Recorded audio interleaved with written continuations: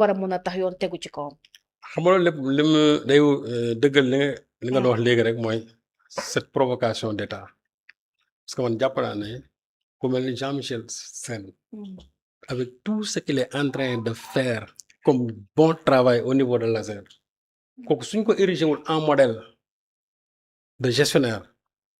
gërëm ko sant ko devant tout le monde waruñu ko def lii mais c'est de bonne guerre parce que ñoom dañu nekk dans un combat politique et loolu c'est pour non seulement intimider yenn waa Pastef yi nga xamante ne ñoom ñoo des ci biir gouvernement bi mais en même temps aussi bëgg a créer des problèmes au sein même du Pastef et montrer aux gens parce que bu subaa mën na ñu indi benn affaire daal ne bon gis nga waa Pastef yi ñuy wax naan bon ils sont propres comme en tout cas l'eau de roche mais gis nga leen ñoo ñeneen ñoo yem parce que am nañ léegi allez fouiller dans le patrimoine je ne sais pas foncier de Jean-Michel Sène mais jaru ko actuellement nii il est DG mi ngi jiite ASER mais ils n'ont qu'à commander des audits pour dem xool ñi nga xamante ne et le paradoxe dans ça moom ba mu ñëwee lam fa fekk ci ay njombe désigné wax ne ñii ak ñii ñoo nekk à la base de toutes ces malversations mais ñooñu ils sont en train de plastronner dans ce pays-là comme bon leur semble kenn waxu leen dara dans l'histoire des 37 milliards là dans l'histoire de Seydou Kane mais xam nañ ñi ci tax ak ñi ci taxul boobu léegi c'est-à-dire que jël nañ dossier ASER bi def nañ ci ay manipulations tourner autour du pot pour faire croire aux gens que Jean-Michel est dans tout ça mais xam nga c'est un gosse qui est très calme ci biir boobu léegi coow lu muy bëri mosoo cee dégg ku ne laal na ci dërëm mosoo ko jëndee parce que bés bu ñu ko ci xamoon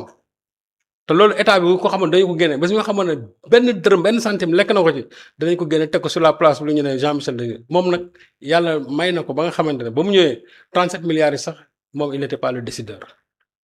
Au contraire liggéey ba mu fa def il a voulu rétablir l'ASER vraiment dans ses droits kooku nag def loola débusquer tous ces gens-là yi nga xam ne qui sont à la base de cette mauvaise gestion yow kooku gërëmatuloo ko nga ne da ngay dem fouiller dans son patrimoine moo tax ma leen aller fouiller bêcher je ne sais pas xool leen lu leen neex et je crois que ce n'est même pas la peine parce que si c'est Jean-Michel duñu am lenn loo xam ne nii danañ ko fekk. Ça ne s'arrête pas seulement à Jean-Michel. Ils sont en train de le faire pour d'autres. Ah oui, ils sont en train de le faire pour d'autres. Oui, il y a un maire de Pastef boo xam ne nii ils sont en train aussi de fouiller dans sa gestion, en tout cas dans son patrimoine. Même pour les ministres aussi. Mais oui, mais là aussi flop lay mujj. xam nga tey naa la ñoom lépp lu ñu xam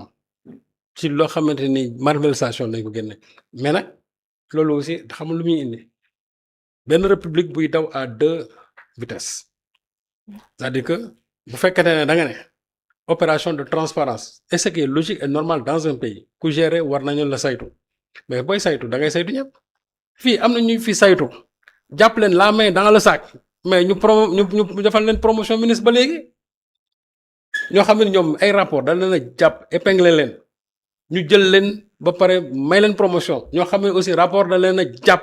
président bi teg ci kuddam ba léegi waxuñu ci te ñooñu ñi ngi fi xam ko parce que on a les rapports. Dans le gouvernement. Oui, bien sûr. Ils sont dans le gouvernement. waaye léegi nag yow nga bëgg a ñëw ñooñu nga laax leen léegi nga bëgg a ñëw un DG aussi propre que Jean-Michel nga ne da ngay fouiller vraiment dans son patrimoine financier et cetera ils n'ont qu'à faire des enquêtes patrimoniales c'est très logique mais nañ ko étendre ci ñëpp mais ñi nga xam ne aussi ñoom déjà rapport jàpp na leen mais le président n'a qu'à déclassifier ces rapports ñu xam parce que moom su ko deful. bés dana ñëw aussi boo xamante ne ni taskati xibaar yi danañ ko jël ñu teg ko sur la table en disant que voilà les ministres de Diomaye yi nga xamante ne ñoom lii la leen rapport teg seen kaw. voilà les DG de Diomaye xam nga tout à l'heure je parlais d'une directrice générale boo xamante ni njombe ya mu def dans sa gestion man jàpp naa ne kooku tey bu desee biir Diomaye président en tout cas kiiraay bu fa desee man wóor na ma ne loola nga xam ne moom lañ ko xamal moo ko fa tëye. te bés bu ñu ko taxawee wax ko ci penc mi dinañ xam ñu ne voilà ndekete kii li ñu doon wax ci moom ndekete kii lii ko tey biir kiraay donc li ma wax sànq rek ñenn ñi bu ñu fa desee c'est parce que il y a l'épée de Damoclès ñenn ñi bu ñu fa defee bu ñu fa dawee ñëw dañoo ñëw laqatu si ñenn ñi bu ñu fa dawee ñëw c'est parce que ay prébende wala ay strapontin kese moo leen fi indi mais pour revenir vraiment sur le cas de Jean-Michel moom jox na leen quartier libre. fouillez dans tout ce que vous voulez, vous ne trouverez absolument rien. Récemment, il a présenté son plan stratégique 2025-2029 pour accès universel à l'électrification, à l'électricité. Ensuite, barki dem la signé un contrat de 78 milliards avec waa Gofi pour l'électrification rurale, mais ku mel noonu di liggéey mel noonu. Et d'ailleurs, c'est l'un des rares buy liggéeyee noonu. Kooka remercier woo ko érigé woo ko en modèle sa yeneen DG yi mais nga ne déedéet je vais essayer de fouiller dans son patrimoine. Ils n'ont qu'à fouiller, ils ne trouveront absolument rien. Mais 37 milliards yooyu fii ñoom Thierno Alassane Sall wax 37 milliards yi nañ ko leeral parce que ñoom 37 milliards yi xam nañ fu mu dugg xam nañ tous ces gens là qui tournent faussaires yi ci nekkoon yëpp xam nañ leen. Donc parce que wax loolu c'est des choses yoo xam ne nii c'est sur la place publique wax nañ ko mais pourquoi l'État ne va pas prendre ses responsabilités parce que boobu léegi bon la justice tey bu ñu woowee kii bàyyi nii et cetera loolu lépp pour man jàpp naa ne laxisme kese la mais suñu bëggoon régler le problème de l'ASER il l'aurait réglé mais nag jàpp nañ ne moom bés bu ñu ko réglé te amul lenn lu ñu taxal Jean-Michel défaite la ci ñoom c'est ce qu'ils ne veulent pas mais muy régime bi muy beneen régime tôt ou tard ce problème de l'ASER nañ ko indiwaat te Jean-Michel amul benn dërëm boo xam mën nañ ko cee topp benn dërëm nag mënuñu ko cee topp mais ñoom xam nañ ne ba bu ñu ci demoon jusqu'au bout wallaay ñoom danañ xam fu yu jógee et c'est dommage que le président de la République je ne sais pas qui a parlé du livre de Bachir Fofana en disant que je ne sais pas j'étais vraiment heurté comment un livre peut prendre la place vraiment des audits qui ont été effectués ba ñu xam dëgg gi foofu un livre boo xamante ni qui est tendancieux loolu le président bi jël di ci bind di ci wax des fois damay pool ba jàng ma ne vraiment on est dans quel pays quoi franchement ou bien réellement est-ce qu'on contrôle ce que le président est en train d'écrire wala ñan ñoo koy xel pour muy bind.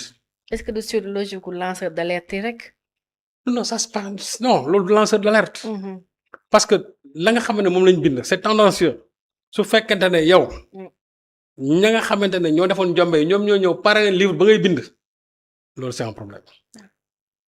parce que ces gens-là qui tournaient autour des 37 milliards mais xam nañ ñan ñoo ko def Baba Diallo avant muy dem mais 37 milliards yi ki ñoo ko signé Jean-Michel fa la ko fekk quelle est sa responsabilité dans tout ça waxuma ne lekk na ci mais lan moo ci responsabilité kooku war na mën a ñëw servir aujourd'hui de caution à l'écriture d'un livre au point que le président wax na danañ ko utiliser je ne sais pas quoi ça signifie que c'est la faillite même de ñun de nos corps de contrôle yi mënuñu def loo xam lu c'est-à-dire lu gën a tuuti li nga xam ne moo nekk dans ce livre là qui n'est qu'un livre tendancieux moi j'ai du respect pour l'écriture d'un livre mais nag su fekkee ne nga bind dans un seul sens et dans tout ça à la fin on se pose la question de savoir où sont passés les 37 milliards ça c'est pas sérieux parce que quand on prend l'initiative d'écrire je crois un livre pareil mais il faut à la fin tirer une conclusion en donnant au moins des pistes ou bien des orientations mais si c'est pour reposer la même problématique du départ ça veut dire qu'il y a un problème et ce président là qui prend ce livre là pour l'ériger je ne sais pas en modèle de contrôle ça c'est un autre problème aussi mais loolu lépp xam nga ci lan la xeex Jean-Michel moi je crois que président bi moom c'est lui qui nomme aux emplois civils et militaires si vraiment Jean-Michel le gêne à ce point mais nañ ko démettre jël keneen teg ko fa et je crois que man la meilleure solution mooy nañ ko xool nañ ko jël teg ko par daan ne dañuy ubbi enquête nangam ak nangam moo gën mais c'est-à-dire tout ce qui psychologique là qu'on fait autour de Jean-Michel parce que lui il est resté de marbre parce que aussi gis nga boo amee dëgg vraiment toujours dara du la yëngal il est zen il est serein vraiment il est resté de marbre les gens auront beau tourner autour du pot personne je dis personne n'osera lui dire que lekk nga ci benn centime ñoom ñi fi agité wu yëpp nag amul kenn ku ci ñëwee taxaw ne ko lekk nga ci benn centime parce que buñ ko ci xamoon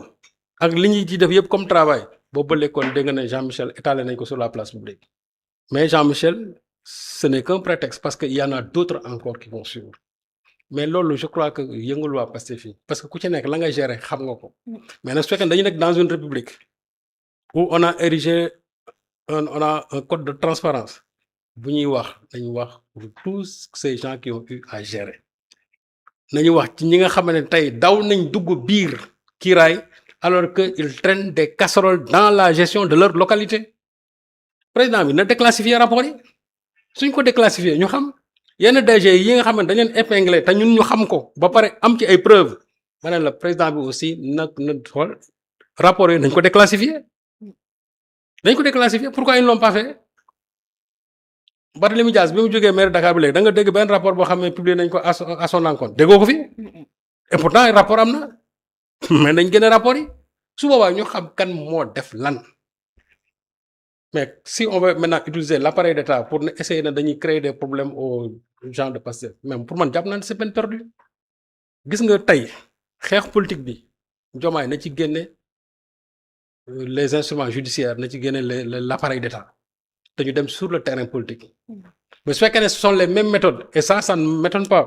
parce que quand on restaure un système pratique yi mu doon def rek moom ngay def te système bi boo ko restauré mooy lan ña fi nekkoon démb ils vont utiliser leur justice ils vont utiliser yenn corps de contrôle yi pour essayer de mettre des bâtons dans les roues de certains mais nag man de jàpp naa ne phase boobu romb nañ ko ba fi Macky Sall jógee tey jii kenn mënatul jël benn corps de contrôle kenn mënatul utiliser benn justice à des fins politiques